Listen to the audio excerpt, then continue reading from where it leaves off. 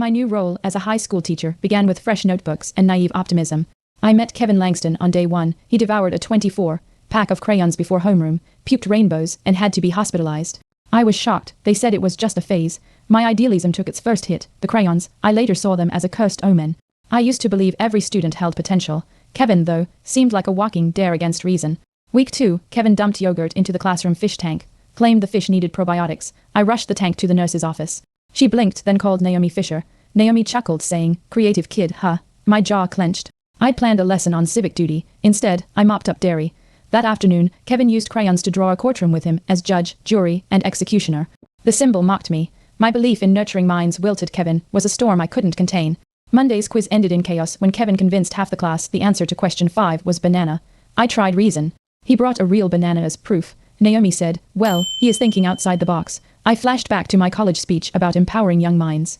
This wasn't empowerment. It was sabotage disguised as whimsy. I started logging incidents. Kevin knew, and grinned like he'd found a new game. During a fire drill, Kevin pulled the real alarm 5 minutes early to get extra realism. We evacuated into the rain. Naomi found us drenched. Initiative, she smiled. I glared, soaked. Later, Kevin filled my desk drawers with glitter.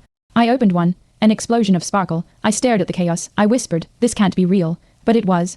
The crayon box reappeared on my chair the next morning, empty now, but mocking. Parent. Teacher night turned surreal when Kevin projected memes about my tyranny onto the smartboard. Parents laughed. Naomi shrugged, sipping wine. I stood frozen, humiliated. One mom said, "At least he's creative."